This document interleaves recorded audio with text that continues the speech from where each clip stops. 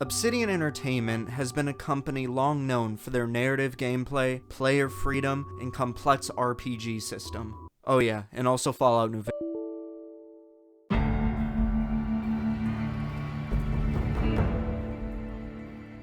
A game widely considered as one of the strongest Western RPGs ever made, with a fan base practically foaming at the mouth for a chance to pay for the exact same game, but just with a graphic enhancing mod. A game where you can literally get fisted by a robot named Fisto. This game is considered one of my and many people's favorite Fallout games. And the best part? Bethesda didn't even develop it. A title to one of their most popular series, and they didn't even get the credit for making it. So color me excited on December 6, 2018, when Obsidian Entertainment said that they were in the process of making another game with a similar formula to Fallout New Vegas, The Outer Worlds. A game that attempts to recreate that feeling of first playing Fallout New Vegas. Practically the exact same game. You know, besides the fact that they had like 5 times the budget to do it. So that means the game has to be better, right?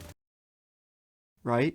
Despite their best efforts, The Outer Worlds definitely feels like an outer world, so much so that you bypass all of the worlds and just float into space where nothing fucking happened.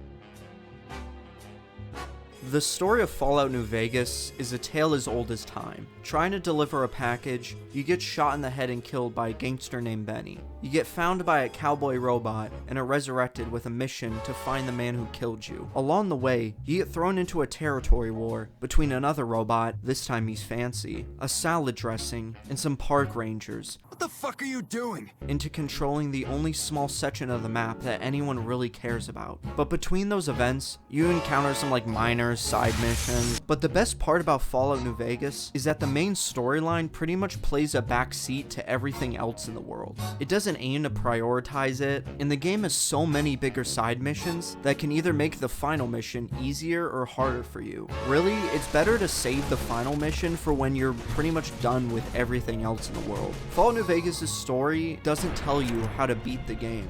It simply gives you an objective, and it's up to you to figure out how to do it. If you played the game before, if you know where to go, you don't even need to necessarily do all the side missions in order to find Benny. You can literally go right up to New Vegas and find him and bypass everything else. What in the goddamn? The main storyline can probably be beat in less than an hour. And that's because compared to the Outer Worlds where the game was reliant on the story, in Fallout New Vegas, the story was more there to structure everything else you do while exploring the world. And if you really think about it, Fallout New Vegas and the Outer Worlds story is primarily the same. You as an outside entity get to affect and shape how the future of the world is going to be led. Except Outer Worlds leans heavily on the corporation bad, destroy corporation concept. While I was playing the story, I didn't really find any side quests that I did that related back to the final mission. The closest thing I can think of is the narration sequence at the very end of the game, which is just straight copied from the other Fallout games. And even somehow they managed to do it worse here than in Fallout. While their stories may be the same, the way they go about telling them, Fallout New Vegas just does a better job fundamentally. Each faction in Fallout represents a different ideology. The NCR is based on the old government and how things used to be ran before the nukes were dropped. Caesar's Legion is authoritarian, obviously mimicking the old Roman structure of government. The entirety of the factions, and I say that in quotes, in the Outer Worlds, is essentially just the options of Mr. House and Yes Man, either having everything be ran by an industry or self-ruled. Only having these two options limits the player into choosing between what they think is the least worst option, compared to Fallout where you have 4 different options, and by doing missions from each of the factions, you can better determine what their morals are and how you think they're gonna rule Vegas. The game gives you the opportunity to get to know each of them and their way of thinking, versus only having you do Phineas's and the corporation's missions. And let me tell you, I'm all for silly and quirky dialogue in games. I mean, Fallout New Vegas had a lot of it, but when they make the characters representing the corporation so cartoonishly over-exaggerated, it just turns cringy and sucks. Like, can you imagine that the people who made this— Mark my words, you piece of shit. This is the last time you will ever refuse to perform an order I've given you. If you meant what you said, you best be on your way, and at good speed. And forget all that I could have given you. If you ever disobey me again, I will order my Praetorians to hack you to death with their machetes for my entertainment. Also made this. You know what? You're right. It's time we cross those marauders off, find whoever owns that ship, and file a full report. And it's gonna be fucking laminated.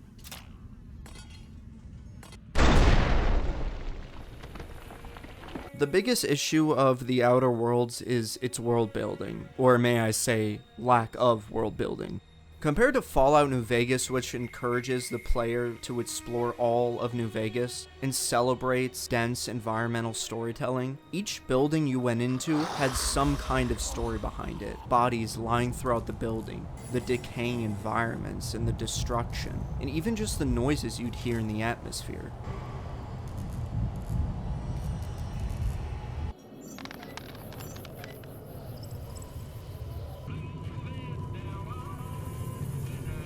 The world was constantly rewarding exploration, making fast travel feel unnecessary because of all the things you might end up missing. The characters throughout the Mojave are extremely memorable, helped in part due to an absolutely stacked voice casting, including Ron Perlman, Matthew Perry, Danny Trejo, Zachary Levi, and Felicia Day, just to name a few. Ain't that party? In stark contrast, the Outer Worlds environments feel bland and interchangeable. Areas lack a strong visual identity, making it difficult to distinguish between locations. The world itself feels empty, and even when they attempt to create visual environments, they just feel so boring. Like, compare I this think we can both agree that Maverick Johnston is the finest director in Hellsfield. to the Strip in Fallout New Vegas.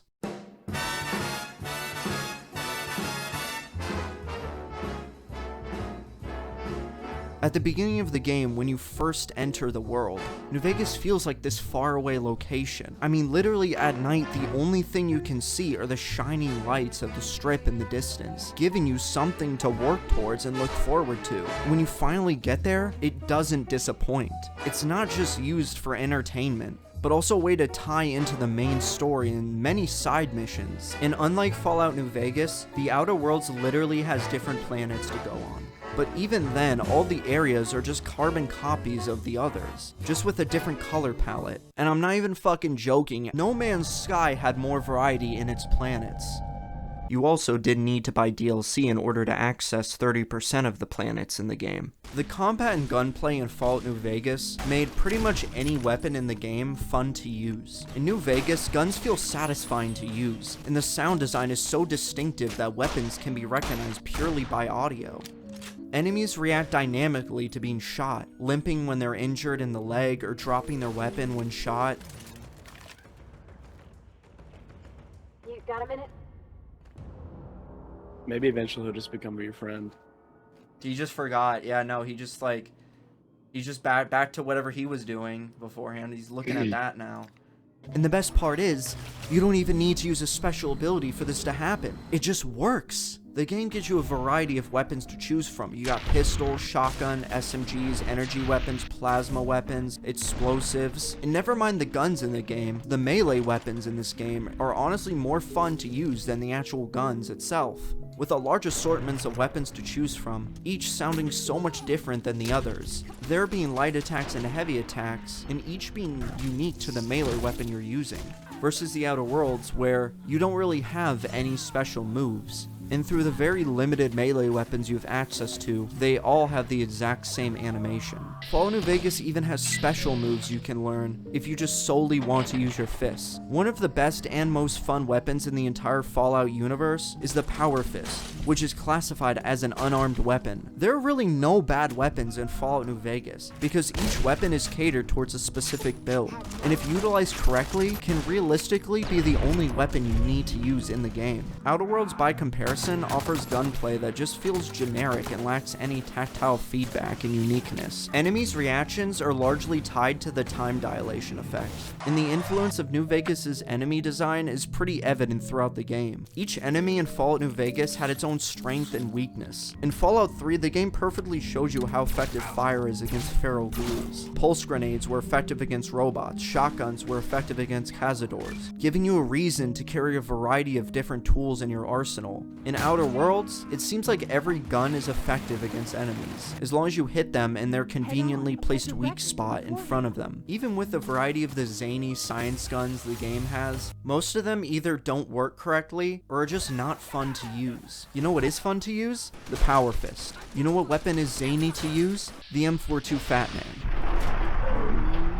A major distinction between Fallout New Vegas and the Outer Worlds lies in their approach to companions. Fallout New Vegas treats companions as fully realized characters with individual moral codes. If there's one thing I won't tolerate, it's working with some dog of the Legion.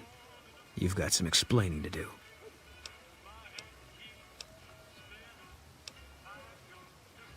Then this is over. Next time I see you, it'll be through my scope. Any Legion with you and I'm pulling the trigger.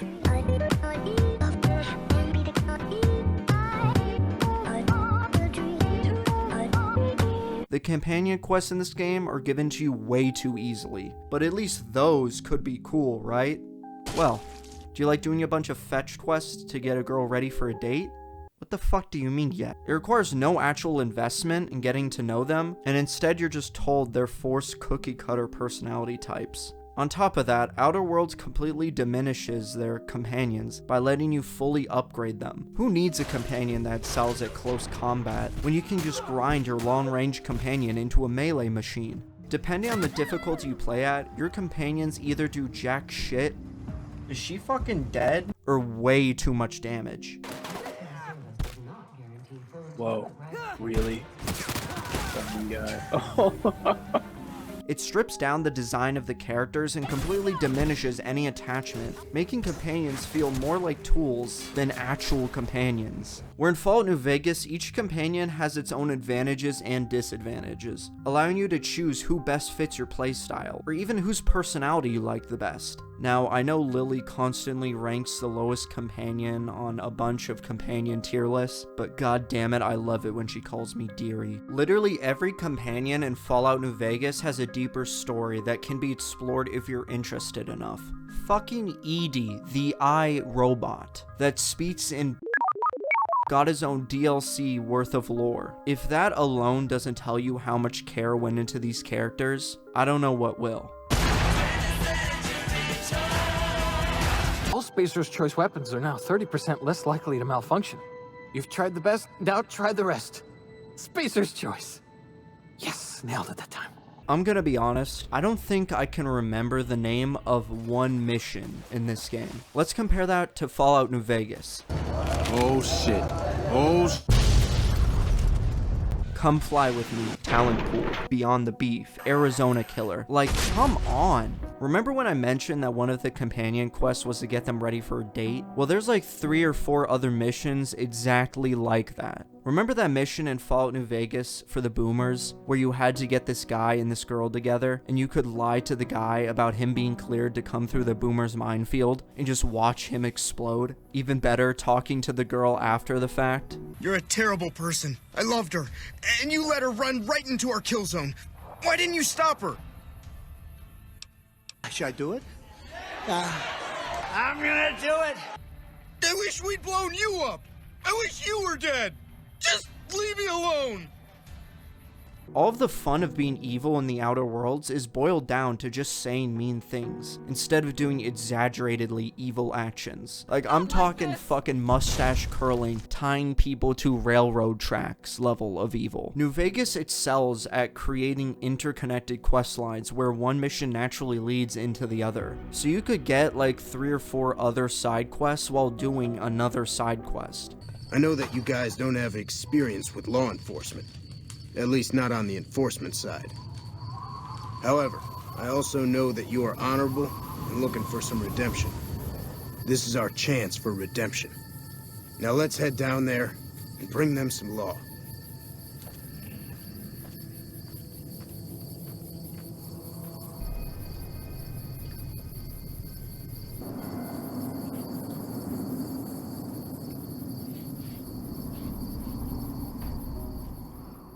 The game also offers creative solutions to completing these quests. These choices reinforces the game's identity as an actual role-playing experience, where the player's integrity matters. The Outer Worlds, however, reduces the quest to a narrow range of outcomes, typically defaulting to either killing someone or following the quest instructions to a T. The game doesn't even bother letting you try to figure out what to do, and turns more into an MMORPG style quest. And many of the missions in this game just end abruptly without connecting to a broader storyline. Half the time in this game, I'm not joking, I would just be exploring the same towns looking for people to talk to in order to start a quest. And even when they go back to stealing from Fallout New Vegas and other games, it just doesn't work as well. In Outer Worlds, there's this tucked away house called the Mathers Residence, where within the first 30 seconds of starting this quest, you know exactly the twist, and I say that in quotes. Let's compare that to the exact same setup, but this time in Fallout 3.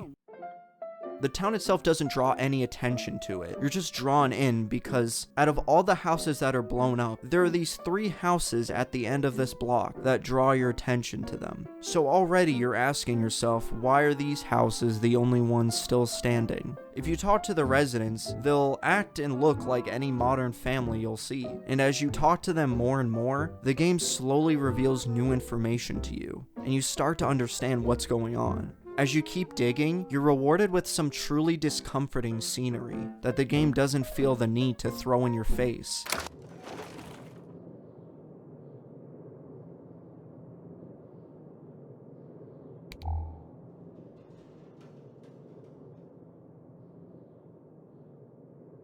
Now, I know Obsidian didn't work on Fallout 3, but when you're pretty much making a carbon copy of a quest, and you do every aspect of it worse, I think this says a lot about the quality of the game you make.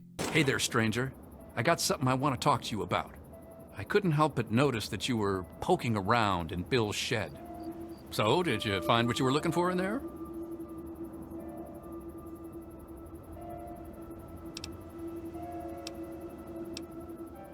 And did you see anything unexpected there?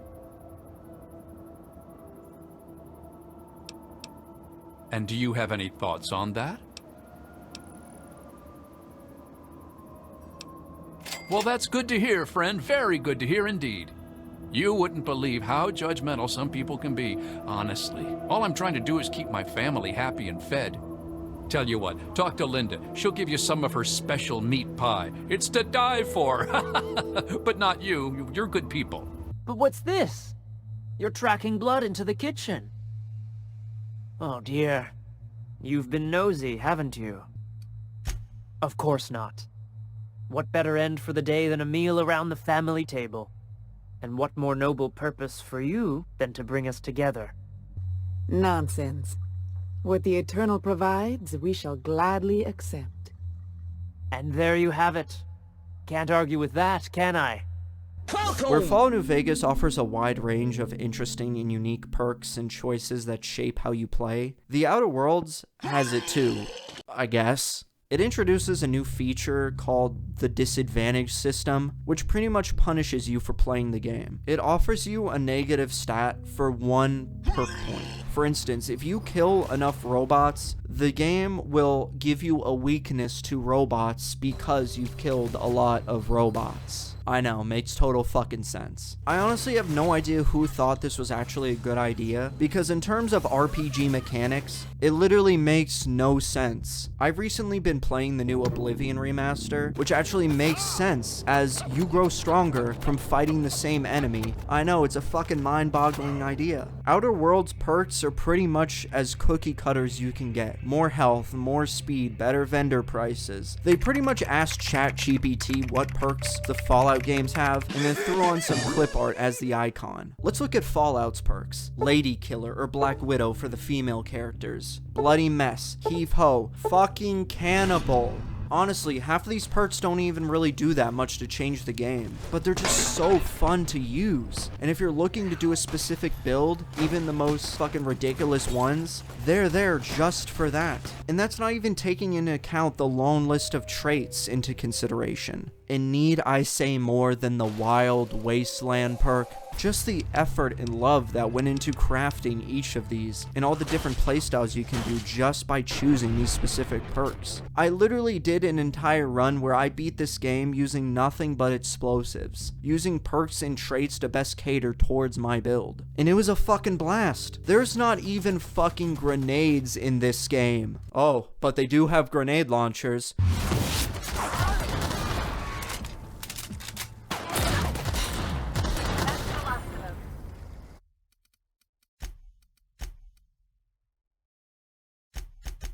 In every major category, from companions, combat, world building, quest design, exploration, perks, Fallout just overall presents and implements them much more effectively than this game, as well as just little things like being able to use console commands. I've spent hours just messing around and spawning things in, and not being able to access it without mods just adds one more less point in my eyes. Look at him go. Bastard. Oh!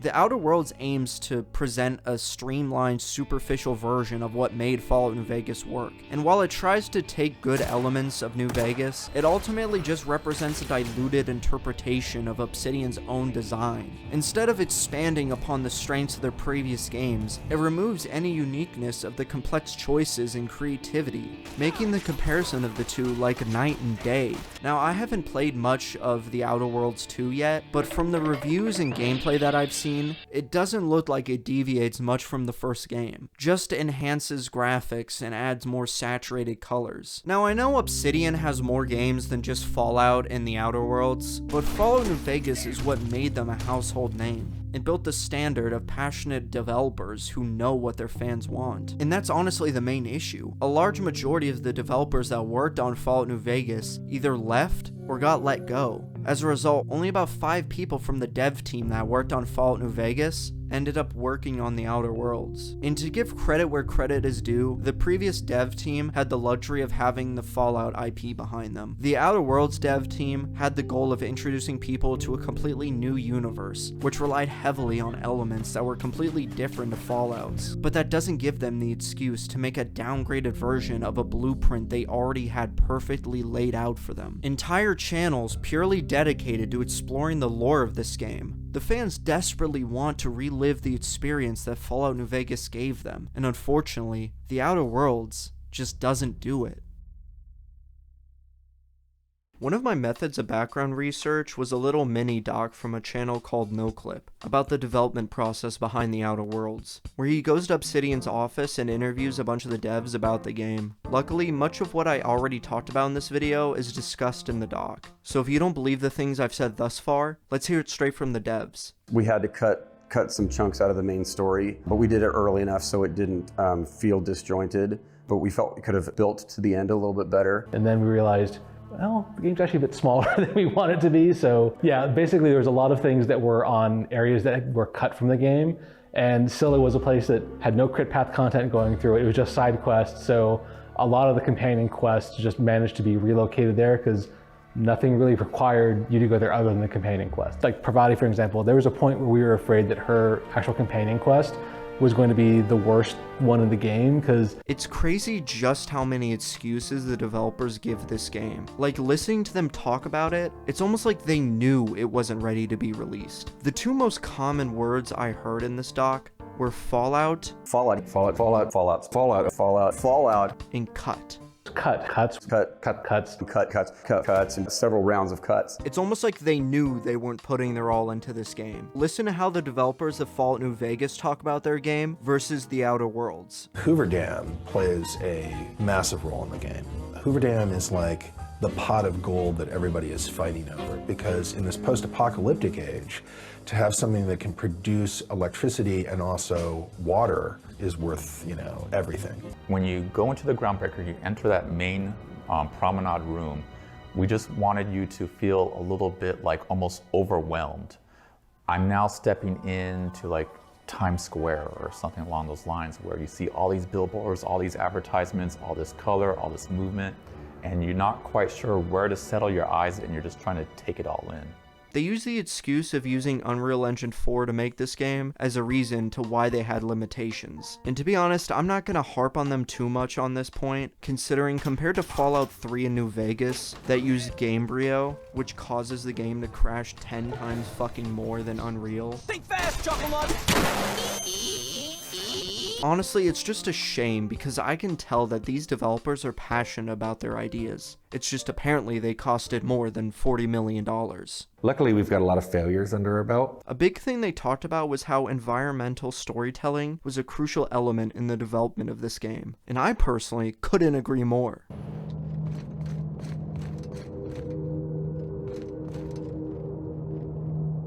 I don't even know what this is. Can I go inside, or is this just tiers of prop? So look at all these buildings. Like, can I go inside them? Like, are they just here for fucking props?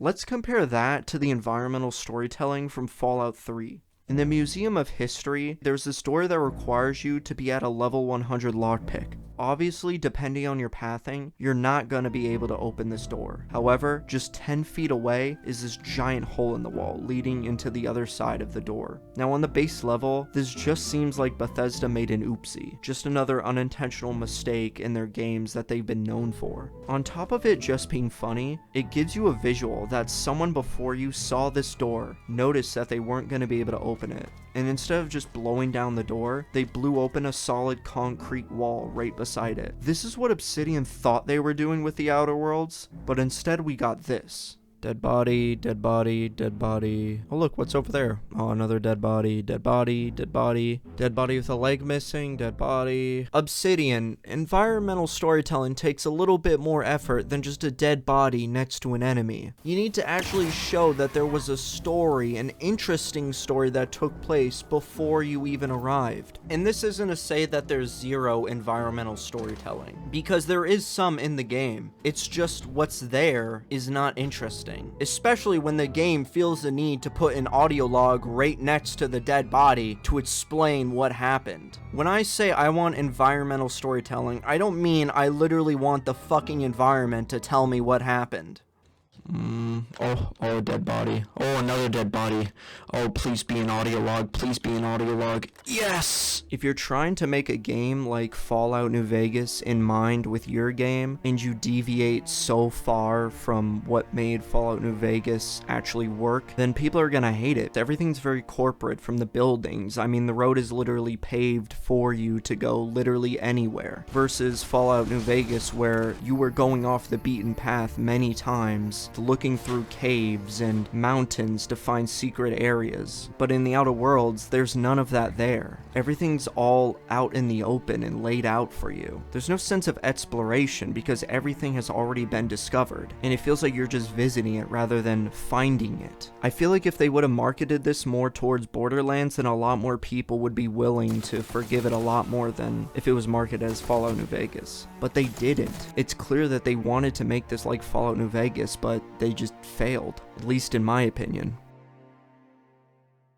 When we were talking to the game, and I remember we had team meetings about this, I said, look, if the biggest complaint about our game is that it's too small and people want more of it, that's good.